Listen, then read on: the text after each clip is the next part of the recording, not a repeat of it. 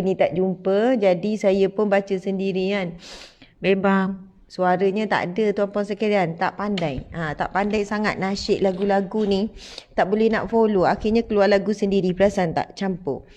Tapi kan saya bila Asmaul Husna ni memang ada banyak versi. Kan ada yang depan semua ya Allah, ya Rahman, ya Rahim. Kan ada depan-depan tu. Kemudian yang kita biasa dengar yang tadi itulah yang kena nafas panjang yang non-stop tu. Nas'aluka ya man huwallahu alladhi la ilaha illa huwar rahmanur rahim. Lepas tu panjang. Tapi saya dulu selalu pergi kuliah muslimat kan. Banyak tempat dia memimpin bacaan Asmaul Husna tu dengan dua-dua saja. Contoh, saya ni pun tak erti sangat. Contoh, Nas'aluka ya man huwallahu alladhi la ilaha illa huwar rahmanur rahim al-malikul quddus. Macam mana? Al-malikul quddusus salamul mu'minul muhaiminul azizul jabbar Al-mutakabbirul khaliqul bari'ul musawwir. Tak jadi. Saya tak jumpa dia punya ni. Contohnya Al-Ghaffar Qahar, Al-Wahhabur Razzaq, Al-Fattahul Alim, Al-Qabidul Basit. Nampak tak? Contoh, Al-Latiful Khabir, Al-Halimul Azim, Al-Ghafurul Syakur, Al-Aliyul Kabirul Hafizul. Begitu ya biasa. Maksud saya Masya Allah, makcik-makcik ni, sebab dia kata dia tak ustazah, makcik-makcik ni tak boleh follow yang lagu Hijaz tu, yang selalu baca panjang tu sebab nafas dah pendek. Jadi mereka buat lagu sendiri Asmaul Husna, tapi dengan dua-dua saja. Jadi saya rasa macam relax tau, relax. Tapi saya cuba cari dekat YouTube lagu macam tu, saya tak jumpa. Mungkin saya lah yang tak jumpa. Jadi dia cuma bacakan Asmaul Husna dengan dua-dua nama Allah. Jadi dia tak adalah rangkum sampai 5, 6, 7 sapu. Subhanallah. Dan saya nak cerita satu kisah. Saya pernah cerita tak? Masa kami pergi ke Mekah buat umrah untuk kali pertama pada hujung tahun 2018. Betul tak? Kan? Hujung tahun 2018. Kali pertama saya pergi Mekah buat umrah. Yalah, kami pun bukan ada kewangan dan sebagainya. Tapi akhirnya rezeki Allah dapatlah pergi Mekah buat umrah berdua dengan suami. Yang ada sama dalam perjalanan umrah tu, tuan-puan sekalian, adalah seorang baba. Baba ni adalah panggilan orang alim di Thailand.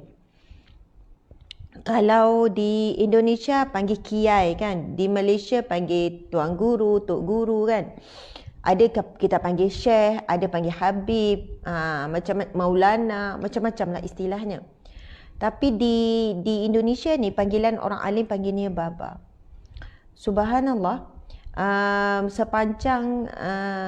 sepanjang umrah tu kami sebenarnya diberikan ilmu tentang Asmaul Husna, menghayati nama-nama Allah Asmaul Husna. Masya Allah. Kemudian apabila tiba dalam satu perjalanan, duduk dalam satu bas, lepas tu kita minta, maksudnya kami minta kepada baba yang ikuti, sebab kita tak kacau lah baba tu dia ikut sebenarnya untuk sama-sama buat umrah. Tapi kita jemput untuk sama-sama buat umrah. Tapi sebab, ialah sekali-sekala kita minta baba tu berkongsi ilmu. Masya Allah. Lepas tu bila dia pegang mic, ini dalam bas kan, dalam perjalanan. Lepas tu baba ni panggilan kepada orang alim, orang Thailand yang alim ya. Dia ada syarat dia. Kena hafal ni, kena dah habis berapa puluh kitab ke berapa ratus kitab. Dia pun ada pondok. Jadi dia ada syarat-syarat dia yang boleh menjadikan dia dapat gelaran baba tu. Yalah, kami pun tahu antara dia pun ada karamah-karamah dia. Lepas tu, Masya Allah, muslimin-muslimat. Lalu dia pun mulakan dengan tazkirah dia pendek. Tapi kami satu bas termasuk lelaki menangis.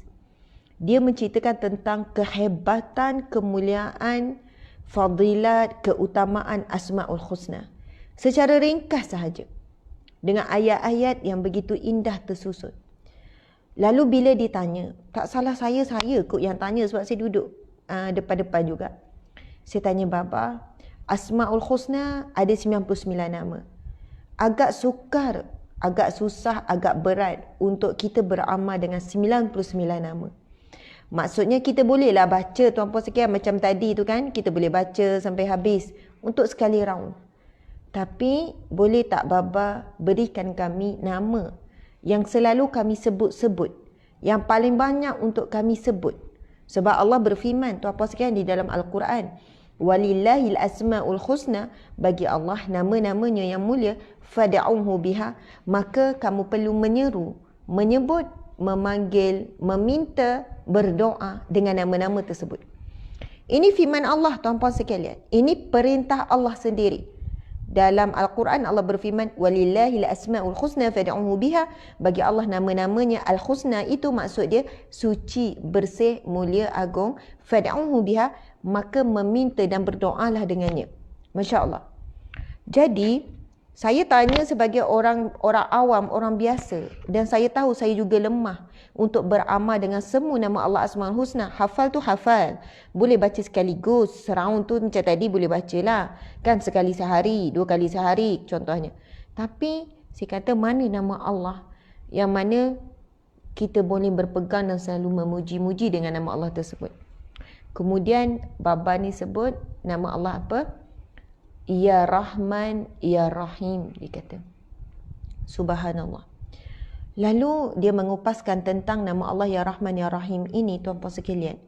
Secara ringkas, tapi saya masih ingat walaupun lebih kurang dah hampir 3 tahun yang lepas kan.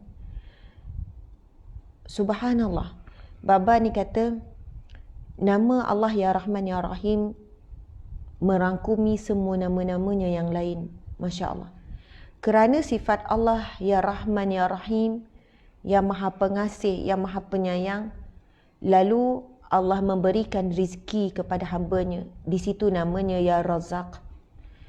Kerana Allah Subhanahu Wa Taala Ya Rahman Ya Rahim, yang Maha Pengasih, yang Maha Penyayang, lalu Allah memberikan pemilikan sementara kepada kita. Apa yang kita sedang miliki sekarang? Diri kita, nyawa, tangan, mata. Allah memberikan kita pemilikan sementara. Suami kita sekarang, isteri, anak-anak, pemilikan sementara. Tetapi hakikatnya Allah yang Malik, yang Maha memiliki. Dan Allah memberikan pemilikan sementara untuk kita nikmati, untuk kita syukuri, untuk kita sabar dengan apa yang kita miliki itu. Setelah kita mati, kita akan pulangkan kembali semuanya termasuk diri kita. Kerana sifat Allah Ya Rahman Ya Rahim itulah Allah menunjukkan sifatnya Ya Salam. Apa Ya Salam? Ini saya bagi tambahan tuan-puan sekalian ya. Ya Salam maksudnya kesejahteraan. Ataupun Ya Salam juga membawa maksud kesihatan. Allah berikan kita sihat. Hidup kita sejahtera. Masya Allah. Kerana sifat Allah Ya Rahman Ya Rahim, kerana kasih dan sayang, kerana pengasih dan penyayang Allah, Allah Ya Mu'min memberikan kita ketenangan. Al-Mu'min maksudnya yang maha tenang. Allah berikan kita ketenangan. Allah Ya Muhaimin berikan kita pengawasan. Allah Ya Hafiz, Allah yang maha menjaga, Allah menjaga kita. Subhanallah. Lagi, apa lagi nama-nama Allah? Allah Ya Rafiq, yang maha meninggikan kedudukan kita. Masya Allah. Allah yang adil, Allah yang maha adil, yang memberikan keadilan dalam hidup kita. Kalau ada berlaku apa-apa kezaliman apa, Allah lah yang mengadili kita, sehingga kan Allah membersihkan nama kita dan sebagainya. Ada banyak lagi nama-nama Allah, 90. Kalau ikut 99 tolak 2 jadi 97 lagi nama-nama Allah. Namun Baba ni kata semua nama-nama Allah yang lain terangkum dalam nama Allah Ya Rahman Ya Rahim. Bila kita memuji dan menyeru Allah dengan Ya Rahman Ya Rahim, kita sedang memuji nama Allah yang lain-lain juga. Contoh lagi, Allah Ya Hakim, Allah yang menetapkan hukum.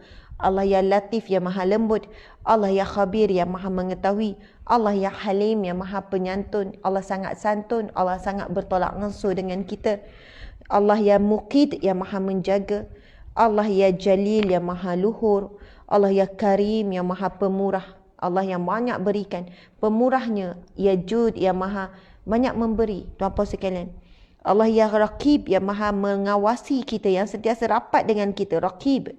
Allah yang mujib yang maha memakbulkan, subhanallah.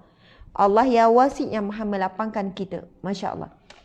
Lalu baba ni pun kan, tuan-puan sekalian, dia buat lagu. Masa itulah semua menangis termasuk lelaki. Masya Allah, masa ni di Mekah tuan-puan sekalian. Kami dalam bas, dalam perjalanan. Lalu baba ni pun dia pegang dengan mic tu, lelaki lah ni tuan-puan sekalian. Lepas tu dia nasyid. Cik, macam mana? Main cik sekejap. Baba tu pun nasyid. Ya Rahman, Ya Rahim. Macam mana cik? Ya Rahman, Ya Rahim, Ya Serentak cik suami serentak. 1, 2, 3. Ya Rahman, Ya Rahim, Ya Rahman, Ya Rahim, Ya Rahman, Ya Rahim, Ya Rahman, Ya Rahim, Rahman, Ya Rahim, Ya Rahman, Ya Rahim, Ya Rahman, Ya Rahim, Ya Rahman, Ya Rahim. Okey, cuba sahabat-sahabat semua ikut juga saya. Cuba sebut dua nama ni. Cuba tuan-puan sekalian, kita sama-sama zikir dua nama ini sahaja. Masya Allah, untuk saat ni lah. Walaupun saya lupa sebenarnya tune sebenar baba tu, sebab cara dia zikir tu membuatkan satu bas menangis termasuk lelaki. Dan kita cuba bayangkan betapa Allah yang maha pengasih, maha penyayang, yang sangat sayangkan kita, yang sangat kasihkan kita. Dan apa jua yang Allah takdirkan, apa jua Allah beri dan Allah ambil, semua itu sebagai tanda kasih sayang, dan Allah lakukan semua itu dengan penuh kasih sayang. Dan bila kita sebut dua nama ini, rasakan bahawasanya kita dalam kasih sayang Allah Subhanahu Wa Taala.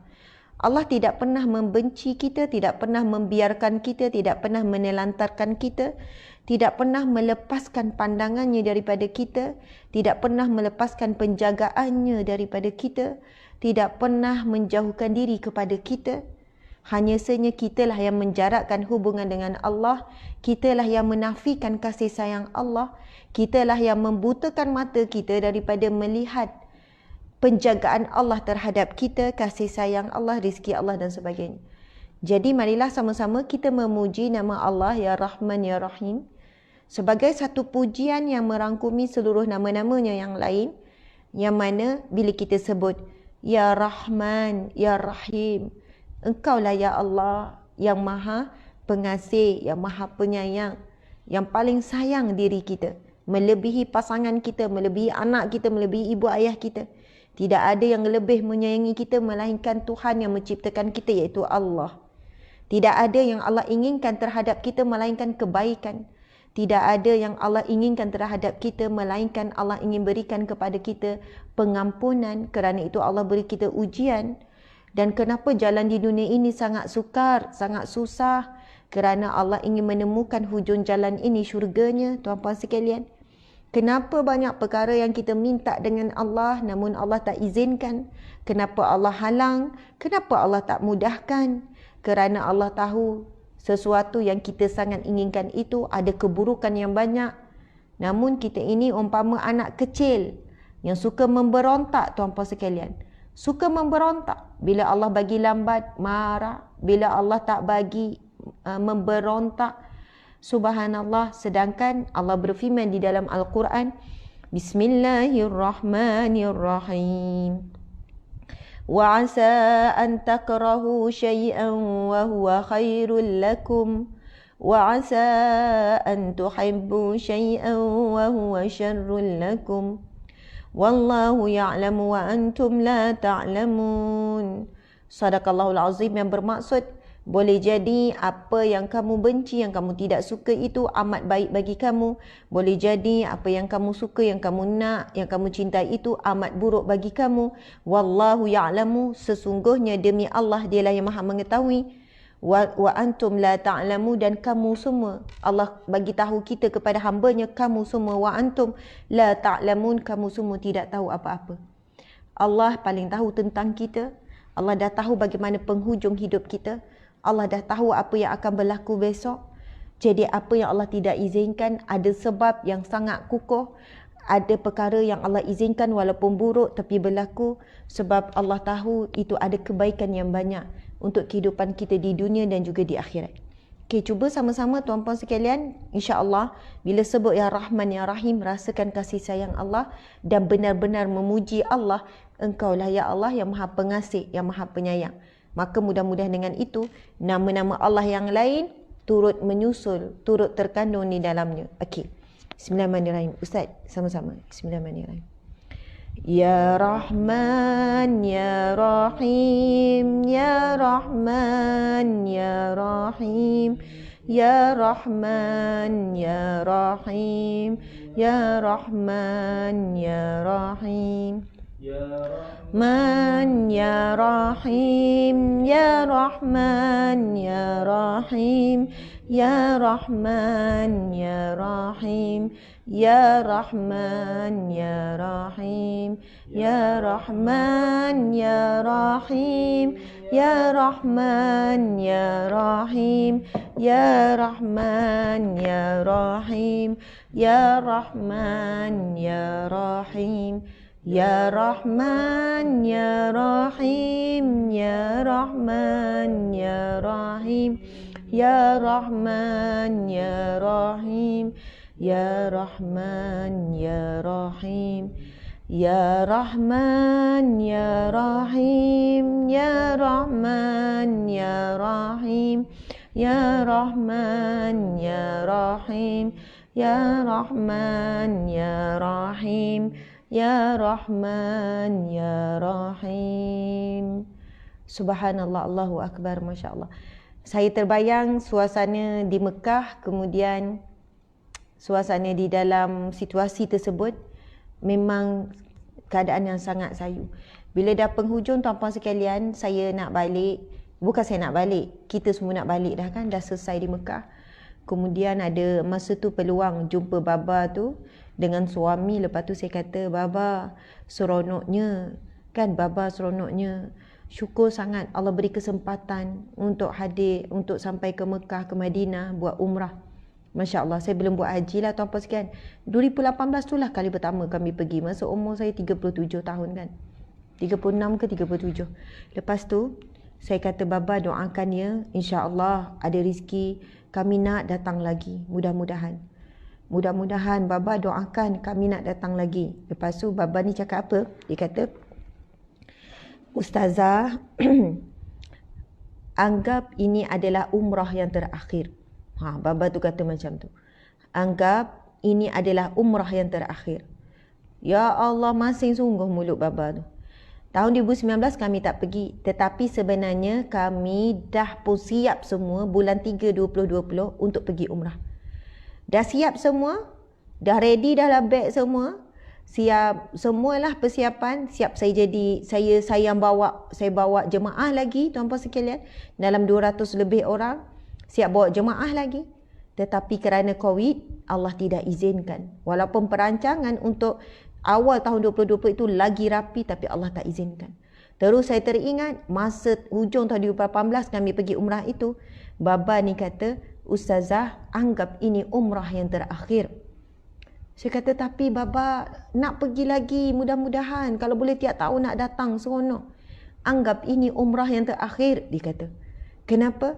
Kerana nanti Ustazah akan menghargai setiap saat yang masih berbaki di sini. Subhanallah.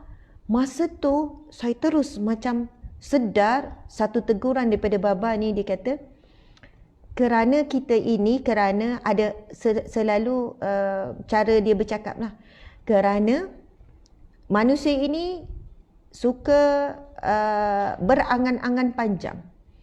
ada harapan yang lebih besar daripada dia mengharapkan Allah. Dia lebih banyak mengharapkan pada kemampuan dirinya. Dia rasa dia sihat, dia masih muda. Dia ada harta, dia rasa confident dia boleh datang lagi. Subhanallah. Dia kata, Ustazah, anggap ini umrah yang terakhir dan mungkin sudah tidak ada peluang lagi untuk datang umrah selepas ini. Sama ada apa-apalah yang berlaku ataupun kita akan mati sebelum tiba. Kita akan mati terlebih dahulu. Jadi berapa masa lagi yang Ustazah ada di sini sekarang?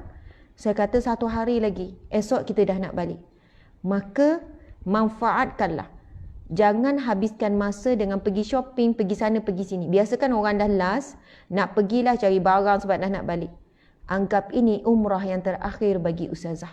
Dan hargailah waktu yang ada setiap detik ini di sini. Masya Allah, tuan-puan sekalian, orang alim bila bercakap. Orang alim bila bercakap, ini 2 tahun yang lepas. 2 tahun apa? 3 tahun, hampir 3 tahun yang lepas. Masya Allah, kita biasalah kan minta, Bapa doakan, moga-moga ada rezeki datang lagi, insya-Allah. Tak ada, dia terus nasihat, anggap ini umrah yang terakhir. Kamu boleh berdoa, Ustazah boleh berdoa. Tetapi anggap terus ini umrah yang terakhir. Masya Allah, tuan-puan sekalian, memang benar. Bilioner ke, trilioner ke, orang kaya macam mana pun, bila berlaku COVID, sehat macam mana pun, dengan kuasa Allah, Allah menghalang siapa saja Allah halang untuk sampai ke bumi suci itu. Masya Allah, Allahu Akbar.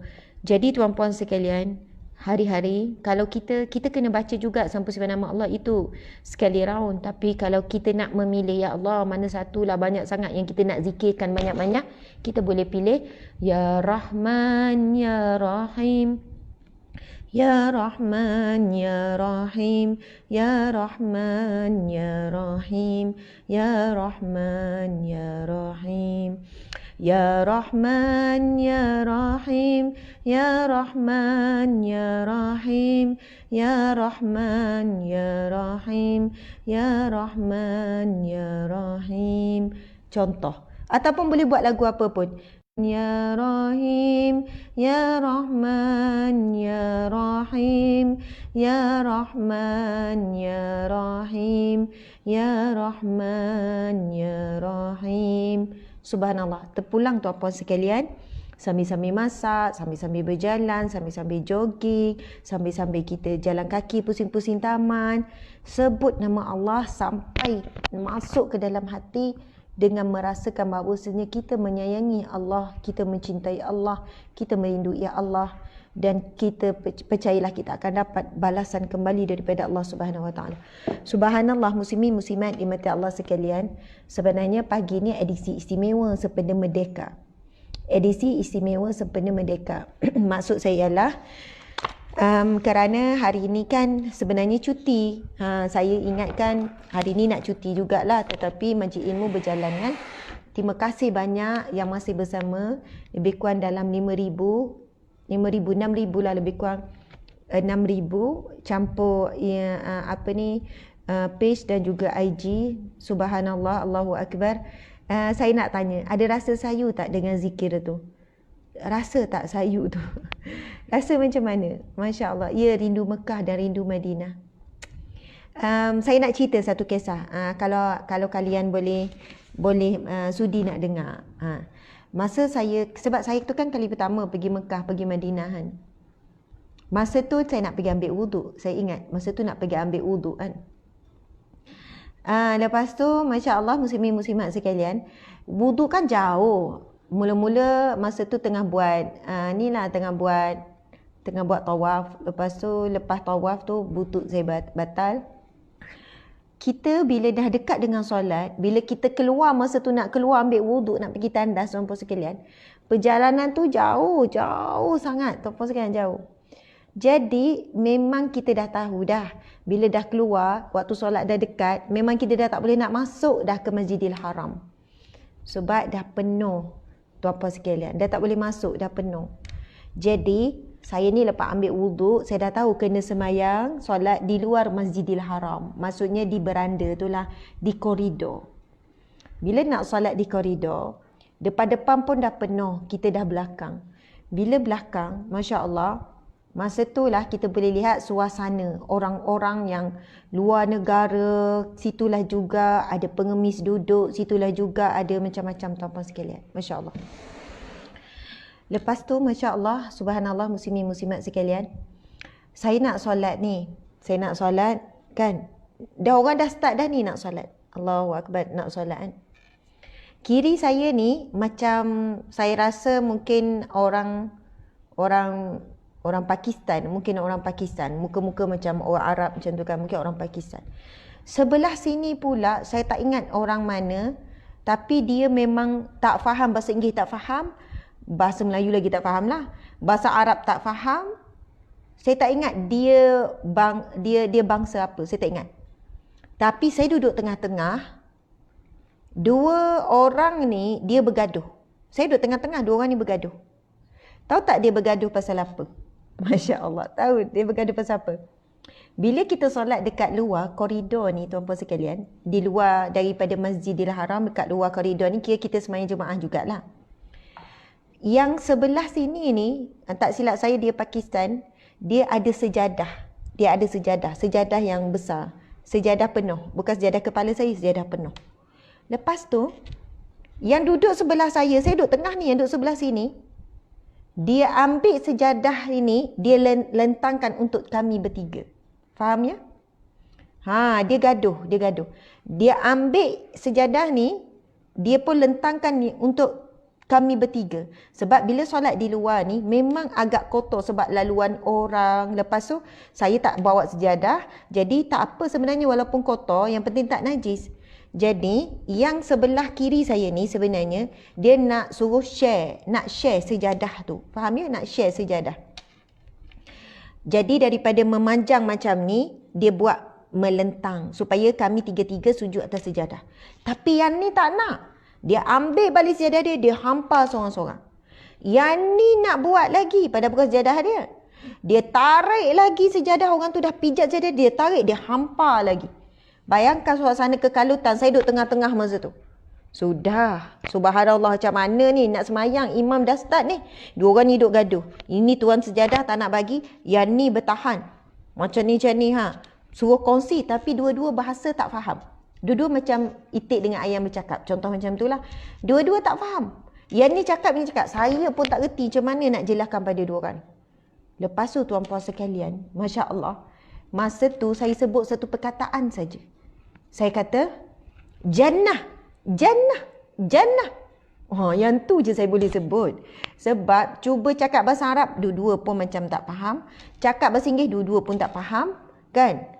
Tapi saya sebut perkataan masa tu, Jannah, syurga. Yang sebelah sini bila sebut Jannah, yang sebelah ni tuan sejadah bila sebut Jannah, Masya Allah, Jannah, Masya Allah, Jannah. Terus dia hampar tiga-tiga. Masya Allah. Saya kira masa tu dengan sebut Jannah, syurga, semua bahasa faham bila sebut syurga. Jannah. Lepas tu kan, yang punya sejadah, Masya Allah, Jannah. Dia tepuk hampar. Lepas tu solat.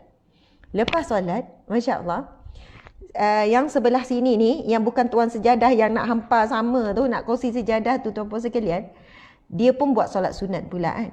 Yang tuan sejadah ni siap hampar penuh lagi. Jannah. Dia siap hampar penuh. Masya Allah. Tuan-puan dimati Allah sekalian, daripada peristiwa tu kan, Masya Allah, saya belajar banyak perkara lah. Antaranya, sebenarnya syurga yang menyatukan kita semua. Yang membuatkan kita tak saling membenci, yang membuatkan kita suka mendoakan kebaikan. Masya Allah, saya bagi, contoh macam ni kan. Apapun orang datang mengadu kepada saya masalah, Ustazah, anak saya gini-gini Ustazah. Saya kata, puan, anak itu asbab puan untuk puan masuk syurga. Tapi Ustazah, saya rasa macam anak saya ni tak ada gaya untuk doakan saya, menyakitkan hati banyak. Kerana anak itu banyak menyakiti hati puan, lalu puan sabar dan puan terus menyayangi dia dan puan terus mendoakan kebaikan, maka itu jalan ke syurga buat puan.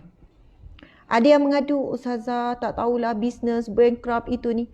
Semua itu jalan ke syurga bagi puan. Puan kena sabar sebab jalan ke syurga kita berbeza-beza. Tapi Allah memang nak masukkan kita semua ke syurganya. Jalan kita semua berbeza-beza. Jadi itu jalan puan.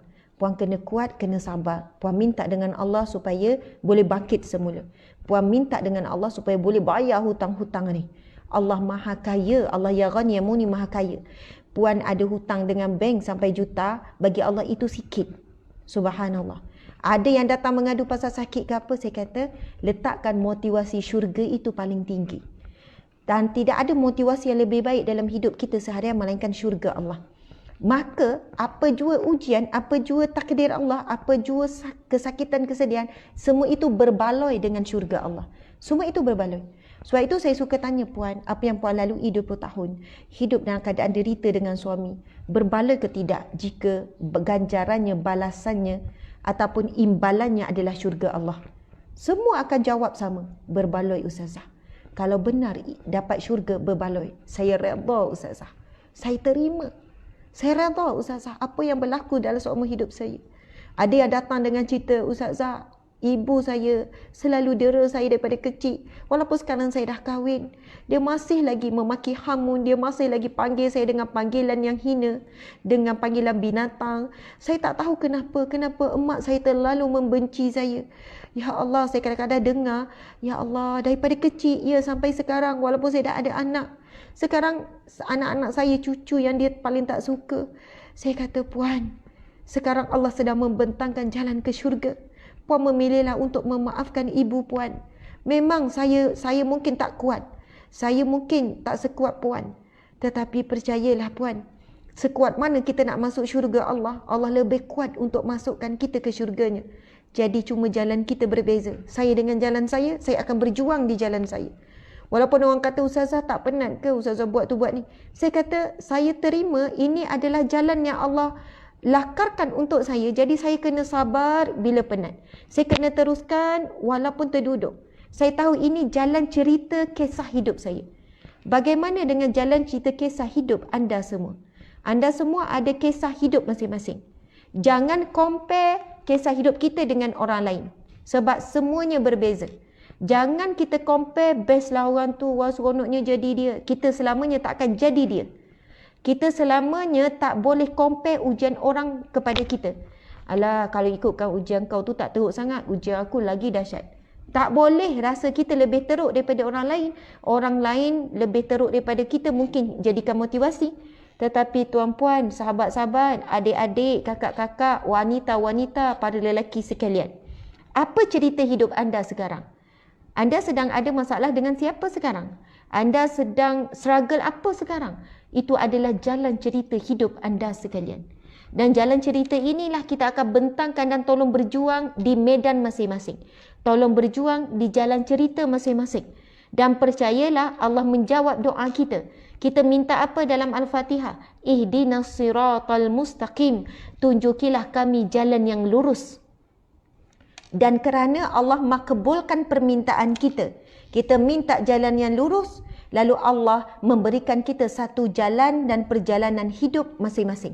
Walaupun jalan yang kita sedang tempuh sekarang bengkang, bengkok, jatuh, bangun, terduduk, bangun, Masya Allah, tetapi itulah jalan yang lurus yang kita minta dengan Allah.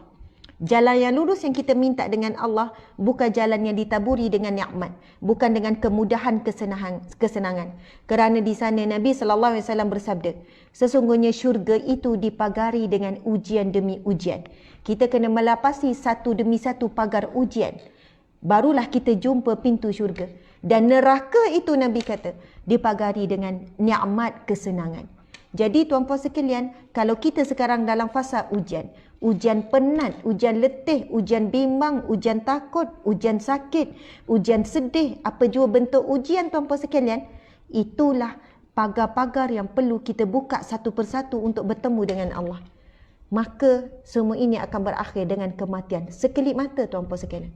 Bila berlaku kematian, sekelip mata. Masya Allah. Semua itu akan berakhir. Sakit sementara, sehat sementara. Senang sementara, susah sementara. Dan kita akan berpindah ke kehidupan yang selama-lamanya. Masya Allah, muslimin muslimat dimati Allah sekalian. Hari ini saya mohon maaf, saya tak baca hadis daripada kitab Riyadhus Shalihin. Hari ini adalah kuliah special edition berkenaan dengan sebenarnya Hari Merdeka. Hari Kebangsaan yang ke-64. Memang itu dah lama. Cuma saya nak menyeru sahabat-sahabat semua. Marilah kita merdekakan diri kita daripada belenggu dunia yang mengikat kita. Ikat leher kita, ikat tangan kita sampai kita menulis sesuatu yang mengikut hawa nafsu, yang mengikat mata kita, suka memandang orang dengan pandangan mencari aib, suka melihat sesuatu yang daripada kacamata dunia. Tuan-puan sekalian, mata kita ini ada dua version. Kita melihat dengan versi dunia ataupun melihat sesuatu dengan versi akhirat. Kalau kita melihat sesuatu dengan versi dunia, Masya Allah, bila kita melihat ada seorang wanita yang seksi di hadapan mata, lalu kita melihat dengan versi dunia, mungkin tidak ada apa-apa, ataupun kita melihat dengan pandangan yang jelek, ataupun kita melihat dengan pandangan yang berbulu mata. Ya Allah, dah tua tapi pakai ketat. Tapi bila kita melihat dengan versi akhirat, apa yang berlaku pada kita ialah kita kasihan pada dia, lalu kita doakan dia. Lalu kita teringat satu hadis Nabi SAW, hadis yang sahih. Nabi sebut, akan tiba suatu saat. Nabi bersabda, sesungguhnya ada dua golongan yang tak pernah dilihat pada zaman Rasulullah. Pada zaman Rasulullah pun tak ada. Yang belum pernah aku lihat, yang belum pernah kamu lihat. Ada dua golongan manusia, Nabi kata, yang belum pernah aku lihat, yang belum pernah kamu lihat. Maksudnya, walaupun pada zaman Rasulullah adanya orang Arab jahiliyah, walaupun sebelum Nabi SAW diutuskan, sebelum itu namanya Arab jahiliyah, pun tak ada dua golongan yang dahsyat ni. Nabi kata, ada dua golongan yang belum pernah aku lihat, yang belum pernah kamu lihat para sahabat ni. Golongan yang Nabi kata, dua golongan ini tidak mencium bau syurga. Dua golongan ini tak cium bau syurga, dua golongan ini tidak akan masuk syurga, tidak cium bau syurga. Subhanallah, Ustaz boleh carikan hadis tu ya. Dua golongan ini tidak cium bau syurga. Subhanallah. Kemudian Rasulullah menyambung. Golongan yang pertama, iaitu pemerintah yang memegang cemeti memukul rakyatnya dengan zalim. Kita bayangkan yang pemerintah yang zalim ni bukan semestinya pegang cemeti tu, lepas tu pukul rakyat dia. Bermaksud pemerintah yang ada kuasa. Cemeti tu ibarat kuasa. Dan dia telah menzalimi rakyatnya. Bukan semestinya dengan pukulan, tapi mungkin dengan kezaliman, ketidakadilan, korupsi, kita sebut apa lagi, korupsi, kronismnya, kemudian bagaimana kekayaan dimonopoli oleh golongan yang tertentu, bagaimana kekayaan hasil bumi di bumi Allah ini, di negara yang dia jadi pemimpin, belega kekayaan sesama mereka, na'udzubillahi min zalik. Maka siapa yang dizalimi? Fakir miskin yang sepatutnya mendapat hasil daripada kekayaan negara tersebut. Orang-orang sepatutnya dah tak ada dah sekian-sekian. Jadi ini satu contoh-contoh bentuk-bentuk. Masya Allah. Kemudian Nabi sebut yang kedua. Golongan yang kedua ialah wanita yang berpakaian tetapi telanjang. Nabi sebut jelas, very clear. Wanita yang berpakaian, bukan tak pakai pakaian, berpakaian, pakai. Tetapi telanjang, tuan-puan sekalian. Berpakaian tapi telanjang. Maksudnya walaupun dia berpakaian tapi nampak bentuk badan, nampak warna kulit, ketat. Na'udzubillah. Saya baca ya, ini hadis riwayat Muslim. Sinfani min ahli nari lam arhuma qaumun ma'ahum siyatu ka bakr. Okey, Nabi bersabda dua golongan dari ahli neraka yang belum kami ketahui, yang belum kita tengok. Iaitu golongan yang membawa cambuk seperti ekor lembu memukul manusia dan wanita berpakaian tapi telanjang. Mereka itu tidak akan masuk syurga, Nabi kata. La yadkhulannal jannah. Tidak akan masuk syurga dan tidak akan mencium baunya. Syurga itu dapat tercium daripada perjalanan sekian dan sekian. Bayangkan Nabi kata dua golongan ahli neraka. Tak cium bau syurga, tak masuk syurga. Ini sangat dahsyat. Hadis riwayat Muslim. Yang saya nak sampaikan tuan-tuan sekalian, bila kita melihat ada wanita yang tidak tutup aurat dan apa yang digambarkan Rasulullah di dalam hadis tersebut, yang Rasul sendiri tak tengok, pada zaman Rasul tak ada, berpakaian tapi telanjang. Dan hari ini golongan tersebut begitu banyak di hadapan mata kita. Pergi shopping complex, buka TV, buka Facebook, buka live, buka TikTok, buka IG. Betapa ramai wanita yang begitu. Dan bila kita melihat dengan kacamata akhirat, ia telah memberikan satu keinsafan dalam hati kita. Maha benarlah hadis Nabi SAW. Apa yang Rasulullah gambarkan yang berlaku memang telah berlaku pada zaman kita. Memang kita benar-benar akhir zaman. Dan apa yang kita buat adalah kasihan dia. Kita rasa sedih, kita rasa bimbangkan dia. Kita bimbang dia tergolong di kalangan yang tak akan cium bau syurga, yang akan dimasukkan ke dalam neraka, yang akan apa? Yang akan diharamkan neraka, tidak akan masuk syurga. Yang tidak akan masuk syurga dan tidak cium bau syurga. Refleksnya apa dia tuan-puan sekalian? Doa. Doa tuan-puan sekalian. Ya Allah, berikanlah kami hidayahmu. Ya Allah, berikanlah dia hidayah. Ya Allah, berilah dia hidayah. Ya Allah, bila dia petunjuk. Ya Allah, janganlah engkau seksa dia. Ya Allah, berilah dia petunjuk sebelum dia mati. Ya Allah, dia taubat, dia tutup aurat. Ya Allah. Subhanallah. Itu bila kita melihat dengan kacamata akhirat. Bukan dengan kita rasa kelabu mata, benci, nyampah, geram. Tak. Orang yang melihat sesuatu dengan kacamata akhirat, dia akan timbul rasa kasihan. Lalu dia doakan tuan-puan sekalian. Dia doakan. Bukan benci saja. Bukan kutuk, bukan hina. Semalam, kita kan kadang-kadang buka FB, saya tak follow. Tetapi adalah satu influencer ke ataupun produk-produk untuk jaga badan ni lah perempuan kan. Subhanallah, saya pun tak pernah tengok. Tetapi bila dia lalu tu, saya pun tengok. Nak kata apa? Founder produk. Untuk bengkung, founder produk untuk kewanitaan, founder produk tuan-puan sekalian untuk kulit. Masya Allah. Dengan pakai tudung tuan-puan sekalian, pakai tudung kecil tapi ketat daripada atas sampai bawah, nampak semua lekuk-lekuk. Lepas tu yang tengok dia sampai ratus ribu, video tu saya tengok berapa ribu, oh dah 600 ribu. Dengan dia berpakaian seksi dan ada suami dia dekat sebelah, walaupun suami tak masuk sangat live, dengan dia pakai lekuk ketat macam tu, nampak semua orang Islam. Masya Allah. Saya tak ingat dia pakai tudung. Dia tak pakai tudung. Dia tak pakai tudung. Dengan macam tu orang Islam, Masya Allah, dengan sebut Ya Allah, ada sebut-sebut nama Allah. Bila saya tengok, saya kata Ya Allah, kesiannya, janganlah jadikan dia golongan yang disebutkan dalam hadis Nabi ni. Kesiannya Ya Allah. Bila sebut tu kan suami saya lalu tengok apa. Saya kata Ya Allah, dahsyatnya. Lepas tu ramai pula yang puji, seksi, lawa, cantik, cun, yang memuji-muji. Saya kata Ya Allah, mereka memuji golongan yang Nabi sebut berpakaian tapi telanjang. Bagaimana saya melihat mentaliti rakyat dan masyarakat umat Islam kita yang masih tidak merdeka. Tak merdeka apa tuan-puan sekalian? Daripada belenggu dunia. Mereka melihat semua itu dari kacamata dunia sahaja. Bahawasanya itulah kebahagiaan. Bila dapat body seksi, montok macam tu. Itulah hakikat bahagia. Bila dapat kulit mulus, halus mulus. Sanggup makan apa saja. Buat macam-macam rawatan. Lepas tu ramai juga saya baca komen. Muka dia diubah sampai bentuk rupa begitu sekali. Saya kata inilah hakikat pemerenjaan, penjara yang sebenar. Manusia terpenjara di dunia sehingga mereka mengejar kan pujian-pujian manusia. Mereka sanggup buat apa saja. Bila mereka menunjukkan lekuk-lekuk di badan, mereka dipuji, mereka dipuja. Subhanallah, inilah penjara yang dibina sendiri. Subhanallah.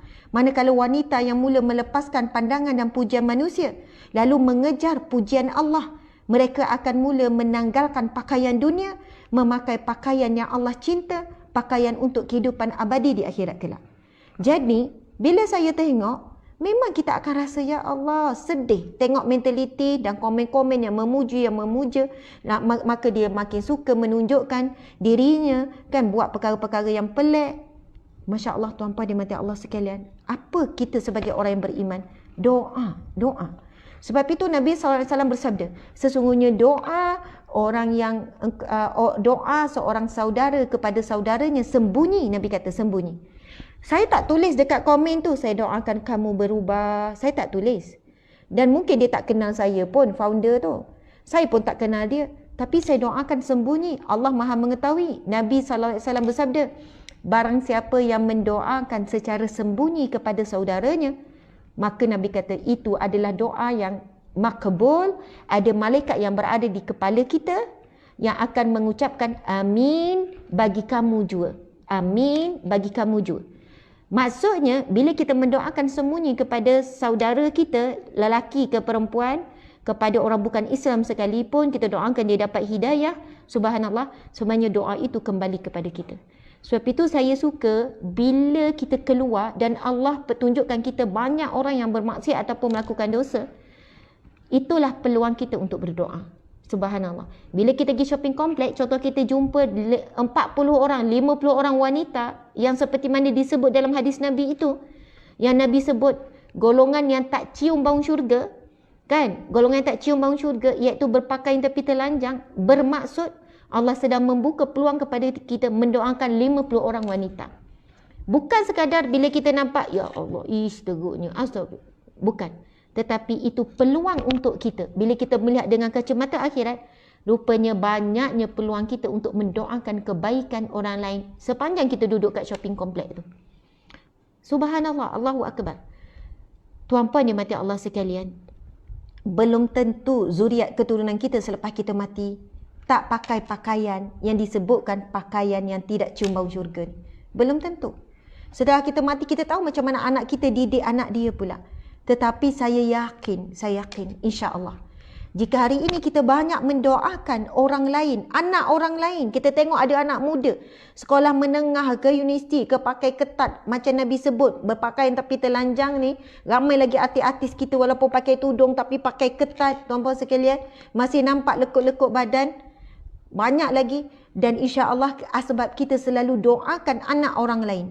Sebab kita selalu doakan anak orang lain. Ya Allah, berilah dia hidayah. Ya Allah, berikanlah dia petunjuk. Berikanlah aku petunjuk juga, ya Allah. Kekalkanlah kami dalam petunjuk-Mu, ya Allah.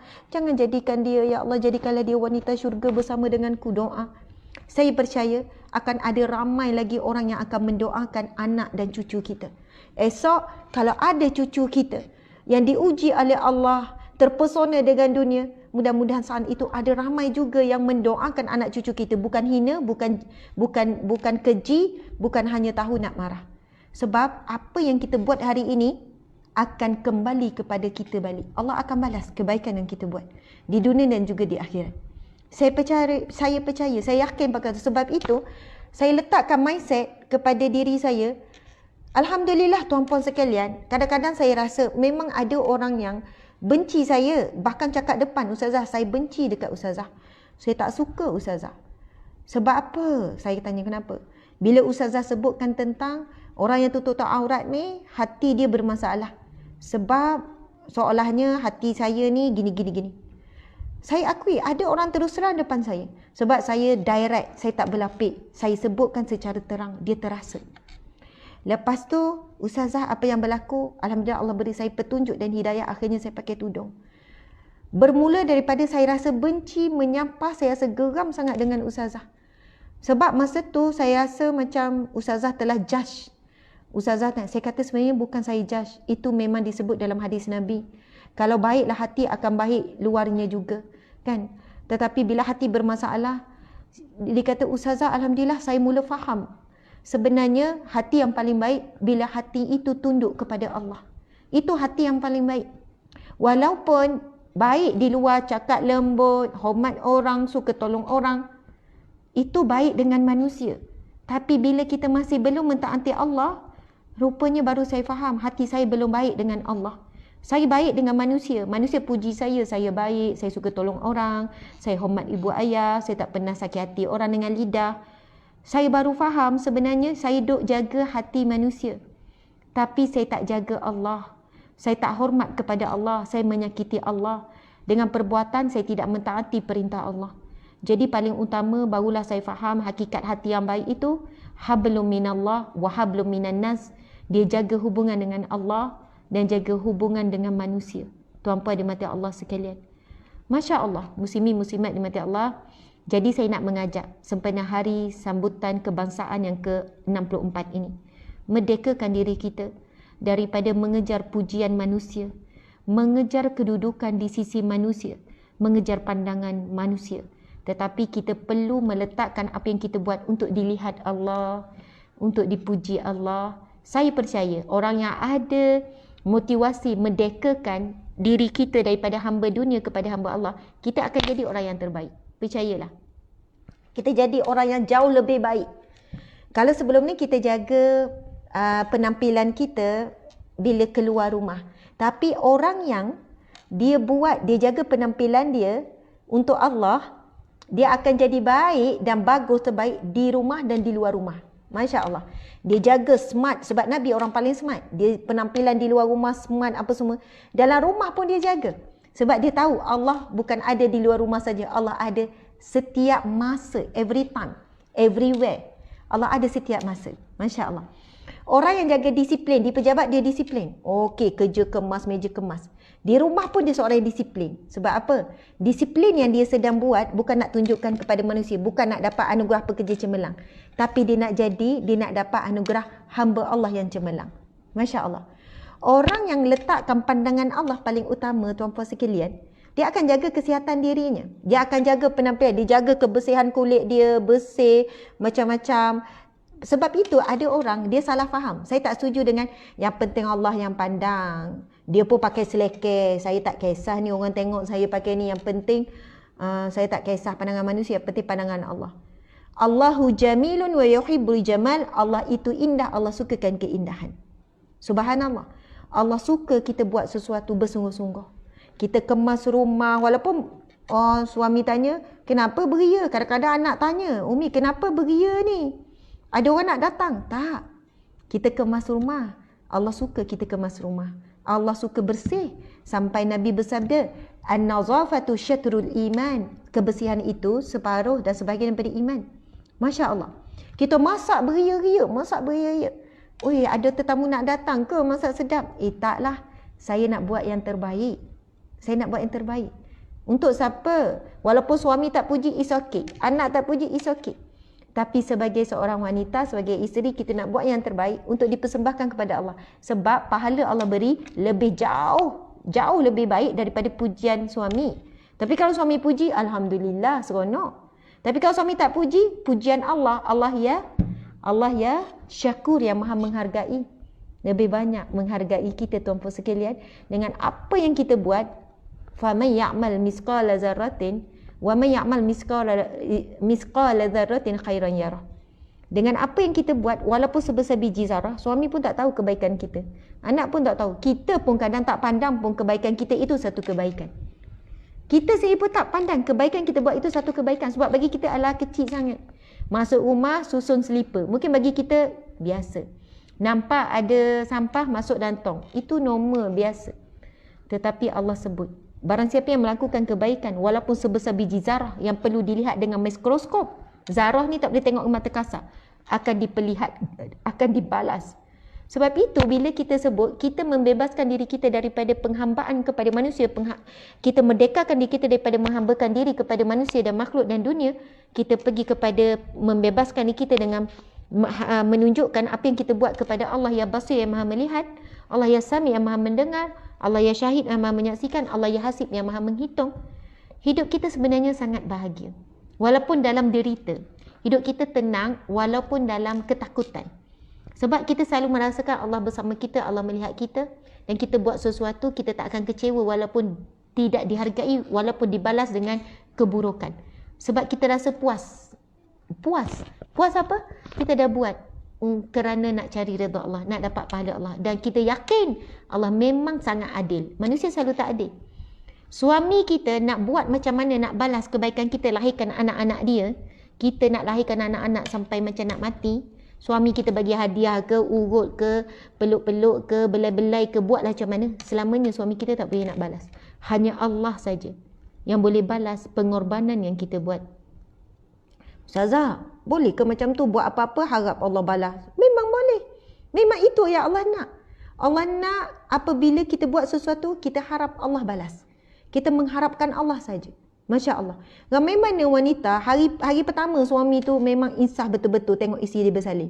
Ya Allah, yang terima kasih, cium-cium. Hari kedua, dah balik semula perangai dia. Kan? Balik semula dah yang kurang-kurang prihatin dan sebagainya. Subhanallah, tapi kita tahu yang maha prihatin, yang maha santun, yang maha bertolak ansur, yang maha kasih pada kita hanyalah Allah Subhanahu Wa Taala. Masya Allah. Tapi bukan saya menafikan keperluan kita pada manusia, jangan salah faham. Kita perlukan anak yang hormat dan sayang kita, kita perlukan pasangan kita yang hormat dan sayang kita. Tapi percayalah, orang yang buat sesuatu kerana Allah, dia memang akan dapat semua bahagian daripada manusia, dia akan dapat. Orang yang memuliakan Allah akan dimuliakan Allah. Orang yang menjaga hak Allah, dia akan dijaga hak. Orang yang ini hadis Nabi SAW. Ihfazillah yahfazka, kamu jaga Allah, Allah akan menjagamu. Ihfazillah tajidhu tujahaka, kamu jaga Allah, kamu akan dapati Allah berada di hadapanmu. Wa iza sta'anta fasta'in billah wa iza sa'alta fas'alillah. Apabila kamu meminta sesuatu, minta dengan Allah. Apabila kamu perlukan pertolongan, minta tolong dengan Allah. Masya Allah, Allah sebut. Itu hadis Nabi yang sahih, Nabi sebut. Ihfazillah yahfazka, kamu jaga Allah, Allah akan jaga kamu. Apa maksud kita jaga Allah? Taati perintah Allah, tinggalkan larangan Allah. Subhanallah, Allah akan jaga kita. Apa yang kita perlu, kasih sayang suami, perhargaan, kemudian rezeki, Allah akan bagi. Masya Allah, Allahu Akbar.